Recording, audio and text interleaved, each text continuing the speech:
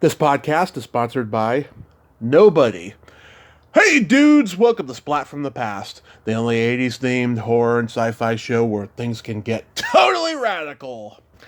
Now, today I will be welcoming Gabrielle Rose, very talented Canadian character actress. I've been trying to get her on here since the year began, but finally we're going to make it happen now. She's very busy acting. She played what was the character? Dorothy Reinhard in The Stepfather, the lady that the stepfather talks to while she's raking leaves outside of her house, like in the last half hour of the movie, and you never really find out like what happened to her and stuff. It was just like a random interaction. She was also in the Journey of Natty Gann. She was on a series called Northwood. She was the judge in Time Cop. She's guest starred on a lot of great shows like Poltergeist: The Legacy, The Sentinel, Smallville. She was in Double Jeopardy, Catch and Release, lots of good stuff, and we'll talk about all of that today. And it'll be another great conversation of Halloween October. So yeah, here is my interview with Gabrielle Rose.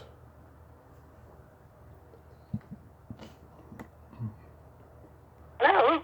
Hey Gabrielle, welcome to the show. How are you today? Oh, I'm pretty good, thanks. How are you? I am just spectacular. This is such a great honor. Thank you for taking the time today. Well, it took us a while, didn't it? It sure did, but here we are. Yeah, here we are finally. It's a beautiful day here in Vancouver, BC, I have to tell you. Oh, nice. It's a little worrying because we've got a major drought going on in the middle of October, which is very odd for us. Yeah. Oh, that's awful. Yeah, we have a sunny day here in California. Yeah, you do? Yeah. Excellent. Yes. We're both looking at the sun. That's a good thing. Yes. So, going back in time, did you gravitate toward acting early on in your childhood? I did. I come from a showbiz family. My grandfather was a producer and a writer, and he started off as a vaudeville artist in the early 19th century, or 20th century, I should say. And then my father was a child actor, and then he became a doctor. So it was kind of in my bones, and I was attracted to it from a very, very young age. But I didn't go into it professionally until I was in my late teens, early 20s. Nice. So, did you do any school plays or community theater though when you were, in elementary school and stuff? Oh, yeah. I had some wonderful mentor teachers who saw me through, and I really enjoyed myself. I remember doing a play when I was, 8 years old or something, and I had about 3 lines, and I couldn't understand why the audience laughed every time I spoke, because I took it very seriously as a drama. I really felt for my character. I think I was Much Miller and Robin Hood or something. Yeah. and then it was explained to me afterwards that the laughter was people appreciating the humor of the piece, and after that I was addicted to trying to make people laugh. Nice. There's nothing better than hearing that sound of everybody enjoying themselves. Oh, I know. I did stand-up comedy for 10 years. Yeah. I know exactly how that is. So, are you born and raised in British Columbia? I was born in Kamloops, BC, and now I'm in Vancouver.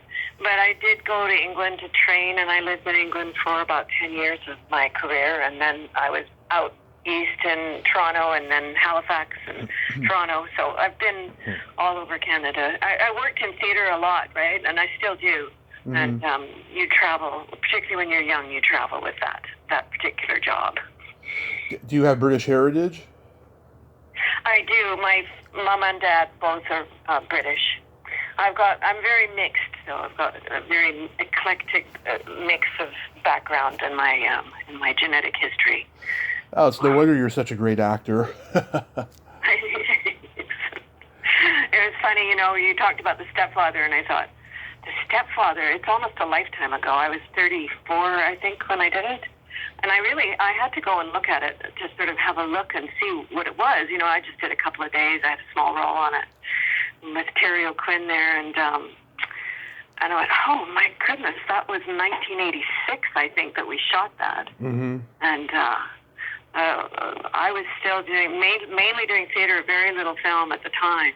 There wasn't a lot of film out here in Vancouver, and it was shortly after that I moved to Toronto and got into film and television. So it was a little trip down memory lane having a look at that. Terry O'Quinn's was a brilliant actor, and he was brilliant in it. And yes, really a joy to work with. Yeah, he made me feel very at ease.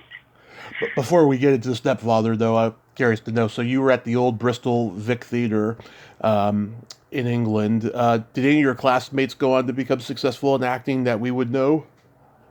Yeah, one of my classmates became extremely famous. His name was Peter Postlethwaite. He died, I guess, 10 or 12 years ago now. But right at the peak of his career. But he made some brilliant films, and an Irish film that got him going. I think it was called something about my father. I should have looked that up. But yeah, I think a lot of people still remember him as a brilliant actor, one of those wonderful actors. And he and I shared an apartment, not romantically, but as a mate. Yeah, Three's Company, like. Yeah, exactly, yeah. So then you got cast on a sitcom in the UK called Rising Damp. I did, with a very then famous actor called Leonard Rossiter, and Richard Beckinsale, who's Kate Beckinsale's father, I believe. I did 4 episodes in Rising Damp. It was I was really replacing one of the actors, Frances de la Tour, who got pregnant, and so she took a year off, and so I came in and filled in for her in her room in this rooming house. It was good fun, right? It's a classic British comedy. Yeah, and it's funny because in the U.S., at that time, up until maybe 10 years ago, the standard sitcom was like 25 episodes a season. But in England, I mean, they predated Netflix with the 10, 12 episode, aesthetic. Yeah, they work really differently in England. I think they did like 7 or 8, but we did it every week, and it was a 3-camera comedy episodic. And so it was a big learning curve for me, where you would go in, you get your script on the Sunday or whatever, and it would be delivered to you. You'd go and get it, and then we would rehearse Monday, Tuesday, Wednesday, travel up to Leeds, I think it was, and rehearse up there, and then do it live in front of an audience on the Friday. So it was a Monday to Friday job, and you did it every week, and it was intense. It was really intense because it was like theater, except it was in front of a camera. So it was quite a big learning thing for me to do. Yeah, lots of nerves. Yeah, scary. Mm-hmm. So was there ever a point where you were going to move to New York to do acting? Well, yeah, I mean, in those days, from Canada, coming from the background that I had come from, it was really more about going to England for me. It wasn't about going to the States. Like, this is a long, long time ago. We're talking 50 years ago, or 45 years ago. Yeah. And so I lived in the States. I lived in England for, I guess, 10 years, and it was really hard to make any kind of living, even as an actor. Even when you were employed, I had to have another job in order to be able to go to France, for instance, for a holiday or something. So I was making very, very little money. And then I was offered some work back in Canada, and the money seemed to me huge. And when I look back, it was not very much. But I got offered some theater work back in Canada, and so I just came back to Canada. And didn't really think about film and TV again for 10 or 12 years, as I did theater then. And by the time it became attractive to go to the States, I was about to have my children and settle down, and this seemed like a great place to do that. So that's what I did. I never really looked south. I looked at south. I thought, well, if it really invited me down, I would go. But it never. That never occurred, not like a really clear invite. I've had a couple of invites to go to, film festivals and such, but not something that's the path I should take. I would still love to work on Broadway. I think that would be sort of one of my dreams. Oh, yeah, dreams come absolutely. true if it ever happened, yeah. Yeah, absolutely. Never give up on that dream. On Broadway or off Broadway. Anywhere near Broadway would be great. Yeah. Yeah. In 1985, you were in the Disney classic, The Journey of Natty Gann. How was that experience?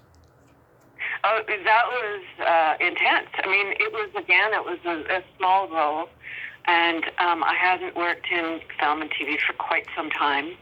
And I got cast in this part, and I was about to do a play, and then they said, no, you should do this instead. So I went, oh, okay.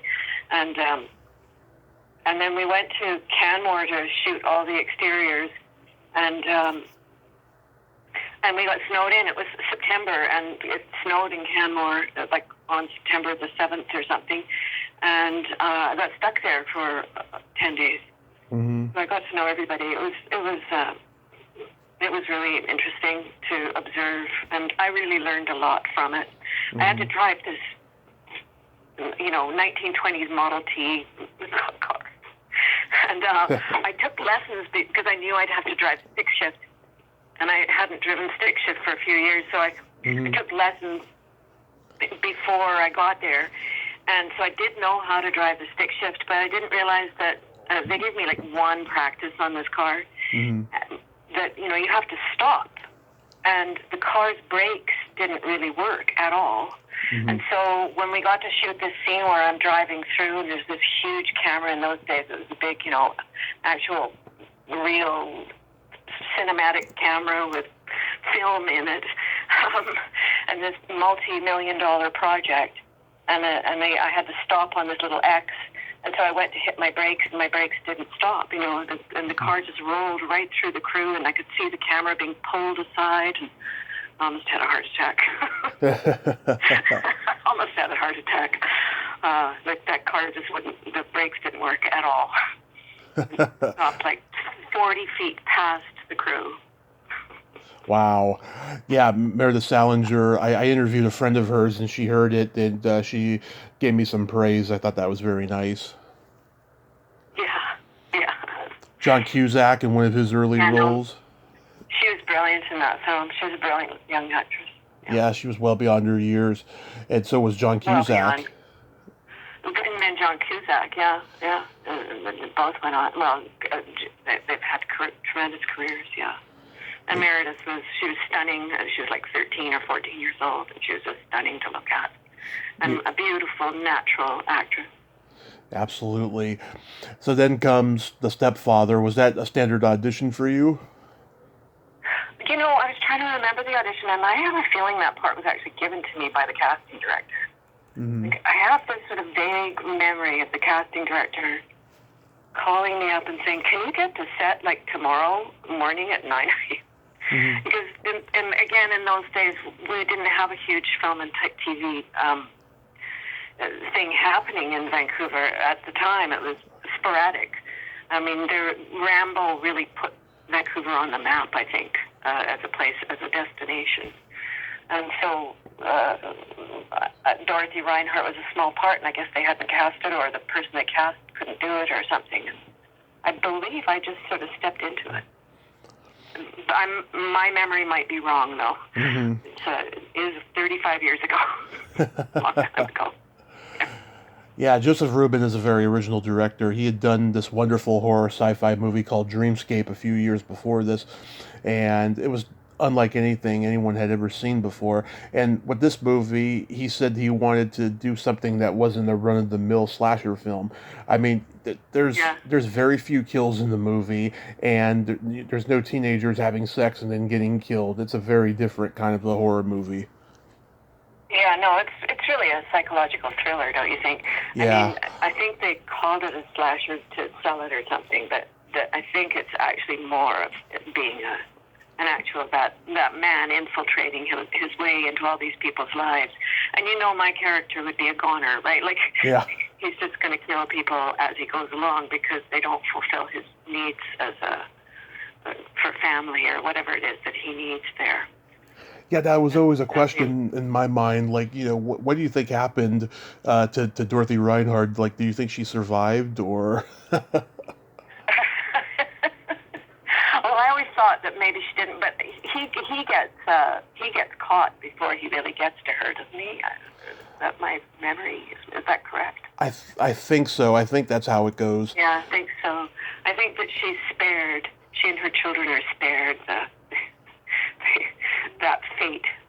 Yeah, I mean, they were very flirty with each other. I mean, they could have had a quickie in the house, and then that was that. No, I think she was sort of, because he said he was interested that she had children, and he wanted that family thing. I think he wanted that family thing, so she was going to be next. Right. He was setting her up to be next, right? Oh, that could have been the sequel instead of the sequel that got made. Yeah. Yeah. That's crazy. Yeah, your hair was very long in the movie. Did you have your hair that long all the time back then? I always had short hair, and then I grew it over a period of a couple of 3 years, and I kept it really long. And right after that film, I went and did a play, and they wanted me to cut it, and I wouldn't. And then, so they did stuff to it to sort of make it look shorter, and it ruined it. And so I ended up cutting it off anyway. Oh. And then I've never grown it again. No, it's never been long again. So it was just a brief spate of being long. I know. I sort of miss it. It was really fun to have long hair for a few years there. Yeah, I liked it. I was like, oh yeah. Yeah, I liked it too. Yeah, you looked like a soccer mom with that hair. That was really good. Did you have anything that got cut from the movie? I think I did, yeah. I mean, I think that I had another scene, I believe, that didn't make it. But again, my memory is so murky. I think there was a scene in the park up there that isn't there, where we have a date or something. Oh, okay. Yeah. That would make sense. Yeah, Jill Sholin is a friend of mine. I think she regrets the nudity that she did in the movie, but she loves the fans that she has from the movie. Yeah. Oh, I don't think she should regret that. Like, I think that was sort of de rigueur at the time, and nudity is just a part of this job sometimes. Yeah, well, she just has a lot of creepy guys, messaging her on social media. So I think that's probably where that stems from. Oh God, yes, I didn't even think of that aspect of life now. Other than that, things just don't die; they don't just disappear.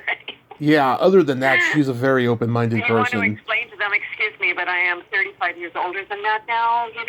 Exactly. Please back off. I don't look like that anymore. Yeah, and she's a very open-minded person, so I don't think she regrets doing it overall though, but yeah. No, but I can see the ramifications being a pain in the rear end. Hey? Exactly, in the derriere. Yeah, in the derriere, in the very naked. I won't even go there. Anyway, it's okay. You can. Then you did another movie along these lines that was a thriller called The Adjuster. Oh, yes. Well, there you go. There you go. That's just right there. Yeah, I love The Adjuster. Well, you see, really shortly after The Stepfather, I went to Toronto. And while my hair was long like that, I did my first film with Adam McGoyan called Family Viewing. Mm-hmm. And that was an acclaimed film that got several nominations for awards for various things. Yeah. And then I did speaking parts right away after, and then The Adjuster. So that was the third film that I'd done with Adam McGoyan, which I really think The Adjuster is something. I thought it was a brilliant film. Didn't get a lot of attention at the time, but I think it's worth reviewing. Yeah. He had Adam has such a sort of view of the world that he's prescient, He predicted things. I think he predicted Zoom way before it happened. Like 20 years before it happened. I agree, yeah. Elias Keats, he's so creepy in the movie. Oh, yeah, he's brilliant in it. It's a creepy film. It's kind of supposed to be a creepy film. That whole, and the developer thing, we had all these housing developments that went bust, I think, in the 80s, and so you had all these empty houses, and he just used one of these places where we shot that film. Oh, yeah. These show houses that are empty, and your neighbors, there's no neighbors next door, and it was that sort of like you've taken the wilderness and you've chopped it all down and you've put up these cookie cutter houses and nobody's living in them. Oh, yeah. Severe. Abandoned houses are still pretty common, especially where I'm from in San Francisco. It's very common there. Yeah. It's sad, too. Yeah, you well, know? and they're still doing it. The developers are still building huge things, and nobody lives in them, but people own them. They're just investments. Yeah. In the meantime, we've got a huge amount of homeless people living on the streets here, and tents all over the place. You go, okay, this does not make any sense. Yeah, it's really, really sad. It is very. Maury Chaykin, he was great. Yeah. Everyone I talked Maury to says... Chaykin and I, we got along really well. We played, we were co-conspirators in that film, and we decided we were twins. So we had that sort of like twin, that kind of classic horror twin culture where one is the mastermind kind of evil, and the other one just kind of does the bidding, the other twin's bidding. So that was sort of how we worked out. Of course, we don't look alike at all. Yeah. It amused us to think that way, and it really kind of made sense too that my character was the evil, machinating one. Yeah, David Hemblen, who passed away recently, he was pretty good too. Yeah. God bless him. He was a brilliant actor. He did amazing work in all walks of his career, and he was taken from us far too soon. I totally agree. You were on a short-lived series called Northwood. How was that? That was it was a classic teenage show about high school, and I was one of the moms of one of the lead teenagers, and kind of the problems thereof, and it was a great opportunity that came my way. I think I was in like a couple of seasons, and then my character kind of disappeared. Maybe I was a little bit in the third season. I can't remember. Yeah. The only other actor I'm familiar with in it is Lachlan Monroe, who's very talented. Yeah, he played my son, and he's a friend of mine, and we still get along really well. And we've worked together a few times since on other things. Oh God, when he was in Scary Movie. He's a great guy. Yeah. When he was in Scary Movie, he was so hilarious. I always quote it, when he finds that Polaroid, of his genitals, and he just goes off the rails when he sees that, a tiny dick is a disability, He's hilarious. He is a very funny man, and he's got a great, huge, big, generous heart, and he's a great man. Great man. Good, he's got something big and huge. I know that's bad. How was working on Time Cop? Time Cop? Yeah. Well, again, it's one of those things that I can sort of remember. The one thing I do remember was I was pregnant with my first child when I was on Time Cop, so my costume didn't quite fit. It was like stretched to the max around my belly, and it just barely fit. Like I had the fitting, and was in the time between the fitting and shooting, I just about couldn't close that thing, and that's Jean-Claude, right? And and I had this huge long speech, and he said, "I don't know how you learned those lines." I remember him saying that to me. I thought, "You're the lead." I just had one scene, but I was like this judge or something. Yeah, it was fun. Did having a pregnant belly give you an outie belly button?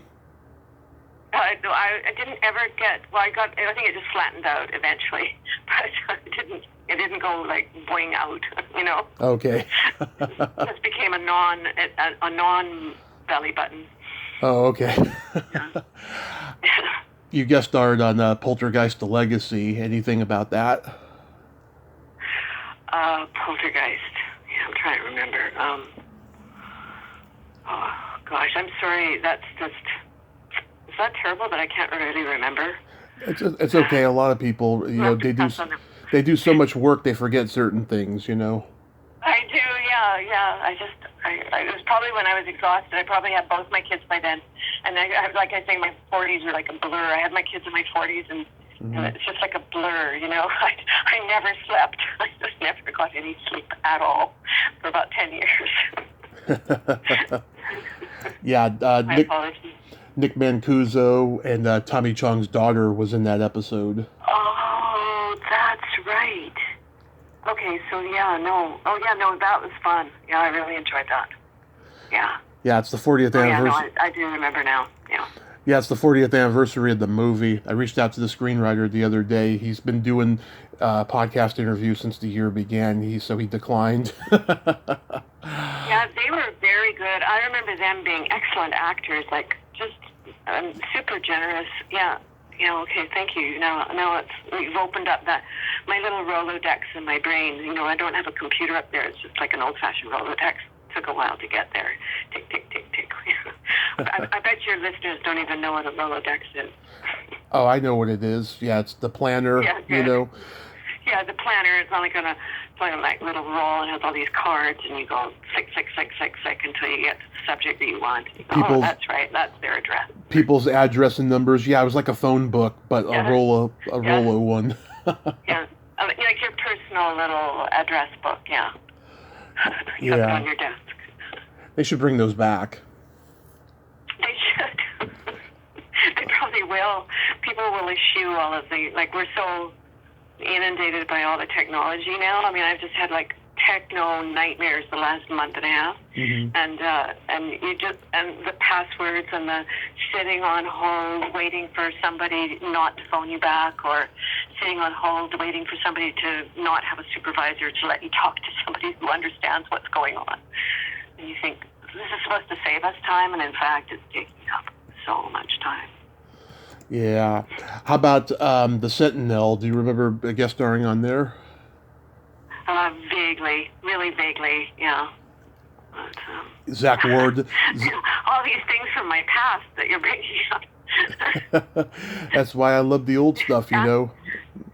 Because that's why I love the old stuff, you know, because people are forgetting the old stuff because we're so oversaturated with new content. That's right, yeah. And you know, these things that you did back then, you let them go because you never saw them again. Like, there was no record of them. There might be a VHS or something, but unless it was a film, the television just went away. It went onto shelves somewhere, and nobody ever saw it again. And so now it's being resurrected, you know, like the X-Files, etc. And suddenly your son calls you and goes, I didn't know you were in an X-Files. And you go, oh yeah, I was pregnant with you at the time. Yeah. So, how was the X-Files experience? Oh, that was, the X-Files did a great favor to Vancouver in that during the period before X-Files, productions would come here and they would hire us to a certain degree, but they really didn't give us the lead guest stars, or we would be the smaller roles, the actors up here. And Chris Carter took a chance with all of us and gave us the guest spots. And we really learned how to do the craft with his help. And I think that was, we owe him a great debt of gratitude. The older actors up here. I did 2 X-Files, and my husband did 3 of them. And that was the other thing that television could do, because it wasn't being streamed and they didn't have a record of it. They didn't, even people the next year might not know, or 2 years later, they wouldn't know that you'd done one before. They wouldn't remember. Yeah. Do tours, yeah. So it was a bit like being part of a troupe, a company. So you did feel like a part of the show. And Mrs. Budaha's the first character that I played. It was really intense, and Dan, who directed it, he's gone on to direct all sorts of things. And he would say to me, you know, I think she'd cry here, and I would just burst into tears, and I couldn't figure out why. Mm-hmm. It was because unbeknownst to me, I was pregnant with Liam, my eldest boy. So I had all these hormones going through my body. So any time anybody should cry, I just burst into tears. They thought it was this great gift, but in fact it was just hormone imbalance. I love Double Jeopardy. I think it's such a fun thriller, and it's actually based on a true law. You know, how was making Yeah. that movie? Yeah, well, that again, like that was a really great experience in that the director was really playful on that show, and so the character that I'd been cast in had one or two lines, you know, here and there, and but he would get us to got me to do improv. He'd say, okay, I just want you to talk here. Just talk about whatever you want to talk about, because we're going to be on you, and you're going to be chattering away. And, you know, and first you're scared, you know, you go, well, what am I going to talk about? And by the third take, you're just chattering away, and then he uses that take, you know. It was really a great experience. I thoroughly enjoyed myself. Bruce Beresford, I think he's from New Zealand or something, and he directed a lot of Australia or something like that. Yeah. He directed a lot of great movies like Driving Miss Daisy and Crimes of the Heart. Yeah, was he a good director to work with? He was. Yeah, as I said, super playful. Like really not strict, not yelly. Just very chill and easy to kind of approach, and didn't seem to have like a hierarchical approach to his filmmaking. Mm-hmm. He was one of the guys, and very easy on all the actors. And Tommy Lee Jones, I heard he could be difficult, and his sense of humor is unrecognizable as he describes it. But isn't he brilliant? Like, I mean, yeah. You know, I didn't have a Tommy Lee Jones experience other than what was really positive. Like, he was really scary, you know, like he can be a scary human being, actor, because he's so good. And I remember standing there, like in my little present outfit or something, and he came up and, you know, said something to me, and I said something to somebody else, and, you know, and then a little while later he went on, he said, "You're doing great." And, you know, and like, I thought he was going to tell me off, but no, he was like totally positive with me. And, yeah, but I can imagine that he might be a handful if he felt like being. Exactly. But I did not experience that, so I had nothing but good things to say about it. And I love watching him on film. I just love watching him on film. I think he's, you know, some of these actors who are complicated, for a better want of a better word, you can see it in their performances, and it gives it a depth that otherwise you might not get, right? You kind of have to have that gritty part of them that's in conflict, and it comes across on film, and there you have this really gritty, complicated performance. How about guest starring on Smallville? Okay, that was hard. That was really hard because of the prosthetics that I had to wear, and I'm kind of claustrophobic, and I had to go in, and I had a full prosthetic for my face, and then when they put it on, I had to go in like at 4 a.m. It took them 3 hours to put it on, and then I couldn't eat, or I could drink through this little hole in the mouth, you know. I drank throughout the day, and I looked so hideous. Nobody wanted to hang out with me, right, at all, because I just looked so difficult to be around. And so I really understood what it felt like, you know, that thing of being marginalized because of the way you look. And the only people that would hang out with me would be the visual effects people, the people that did the makeup. And then at the end of the day, it took them, you know, another 2 hours to take it off. So I did like a 20-hour day, which was lucrative financially, but I never want to do that again. I just never want to be in that sort of prosthetic again. Well, at least you can say you did it. I've done it. Yeah. Did it, survived it. I came in at 4 a.m. I left at, you know, whatever it was, 1 a.m. I was absolutely totally wiped, and I felt so isolated. and it was for, you know, a 45-second shot, right? Oh my God. That was torture. That was torture. Yeah, I felt tortured. And I like to eat, you know, and one of the things I love to do on set is to go and graze at the craft services and have the lovely meal that they cook. I couldn't eat. Yeah. It drove me nuts.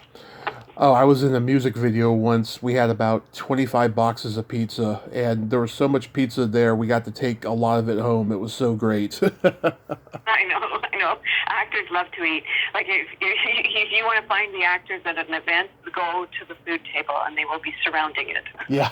I don't know. There's something about free food that just gets us all. So I think some sort of instinct that says we may never get the chance again. Well, I think I may never work again, and I may never eat again, so I'm eating. I think the reason why is because the management always tells them to stay thin, you know, and so like they stay thin during the production of the film, but then once they're, you know, at the wrap party or wherever, you know, all they want to do is just eat stuff that's not good for them. Yeah, exactly. Yeah, that's another reason. Yeah. Here's a movie you were. You know. Oh, sorry. You carry on. You could go ahead.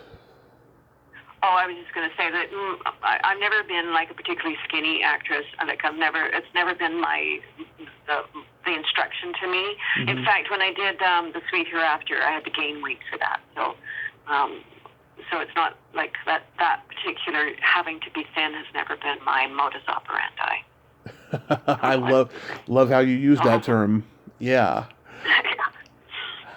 Here's a movie you were in. I actually saw in the theater, Catch and Release. Oh yeah. Am I still in that? I don't think I am. Am I? I don't think I got cut. I saw it just that one time 15 years ago. Yeah.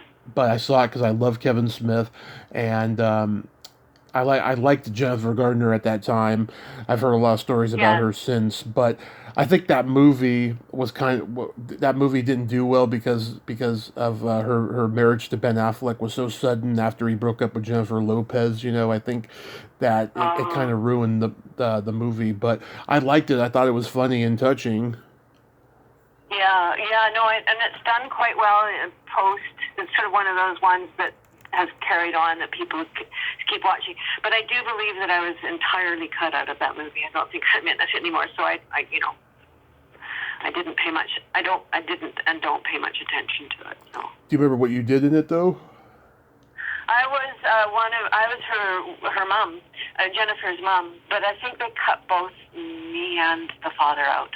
Okay. That whole storyline went, and it went while we were shooting. So, yeah, I don't have a lot to say. Oh, that sucks. Yeah, it sucks. We got a couple of days, and did a photo shoot and everything. But I think they decided that storyline was not going to work. So, yeah. You've been nominated with several Gemini and Genie Awards. Have you won any yet? I've won a bunch of awards. I haven't won any Gemini or Genie Awards, but I've won, I don't know, about 6 or 7 Leo Awards. I've got a bunch of, getting older awards, like Women of Distinction type things. Yeah. Sweet Hereafter, we got the New York Film Critics Best Ensemble Award, and I've got a few awards for theater. I've got I got a couple of UBCP actor awards. Yeah, I've got enough awards. It's interesting being nominated for an award, and you sort of want to. The first few that you're nominated for, you really want to win. You really want to win, and particularly after a while, and if you haven't won, and I think I hadn't. I've been nominated like 13 times for various things. I hadn't won, and then I won a Leo, and then the same year I won a Jessie, which is our local theater awards, and after about 4 awards, that need is satisfied, right? Like you start not to need that or want it or desire it anymore, right? And awards are great things up to a point, I think. They're great if they further a career. They're great if it helps people feel validated. But I have come to this place where being nominated is actually the thing. Like the winning of the award is arbitrary. Mm-hmm. It's an opinion. It's basically a bit of a crapshoot. It's a bit like, playing dice in the casino.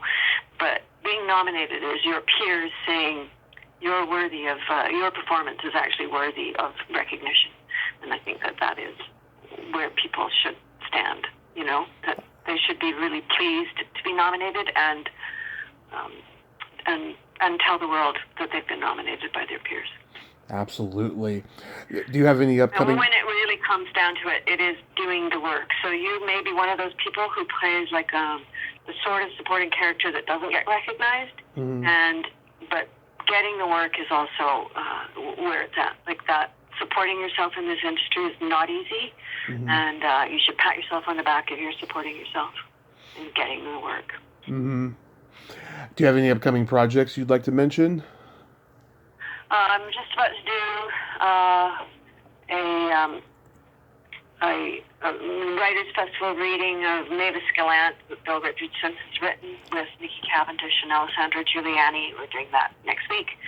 And I'm doing a play called Flowers of the Rarest in December. I've got a possible feature film in the spring. I've got another feature film in the spring, and next year I'm doing another play, which has been renamed, so I can't remember the name, so I won't say what it is, in Victoria. And I just finished a Virgin River, which I'm really excited about, playing sort of Jack and I'm drawing on the names. So anyway, playing one of the mums. Awesome. You love to work, don't you? Yeah. So I'm working, which is great. It's not tons and tons of work, which is also great. At my age, I don't want to be working every day because I would get exhausted. Yeah. But, it's true. I need my little sleep in every so often. I don't want to get too stressed out. And enough work to keep me actually feeling viable and happy and productive and creative, and that's where it's at. I'm doing my taxes; they're right in front of me, and for my business, and that's a pain in the butt, I have to say. I'm having to learn how to use an Excel sheet, and again, that's such a huge learning curve for me. Yeah. And I think I've cracked it. I think I've cracked how to do it. So. Quite pleased about that. So really quickly, we gotta play my secret silly game. This is a series of silly slumber party questions. No win or lose. It's just pure fun. And how the game works is I ask you the question, you answer it, and then you ask me that exact same question, and I answer it. And feel free to comment on the answers because they'll be funny. Oh, okay. I'm a bit scared. All right. Don't be. It's benign fun. Is it? Okay. Yeah. Gabrielle, are you ticklish? I am. Very. Okay. Are you ticklish, Tommy? I am, yes. If you tickle me without warning, I'll hit you in the groin. Oh, very nice. In the groin. What's your favorite part? You tickle me? Yeah. Pardon me? I was gonna move on to the next question. Yeah, sure. Yeah, carry on. What's your favorite part of the body? And it can be anything. Eyes, for sure. Eyes, that's a popular one. Yeah. Windows to the soul, I say. Yes, I agree. And then for me... What's your favorite part of the body, Tommy? You're probably not going to be surprised. It's the belly button. Oh, the belly button. Oh, yeah. So, do you like innies or outies? I like either way, but either way. I had a girlfriend when I was 6 who had an outie that was adorable, so I tend to gravitate toward outies more, Right. No, belly buttons are unique. They're like the ear. They're sort of unique things. Right? They're very unique, and that's how life begins. Yeah. I don't think I've ever really thought about belly buttons too much. Sometimes people get lint in their belly button, which I always find very interesting. Oh yeah. It depends on what kind of sweater or shirt you're wearing. Yeah.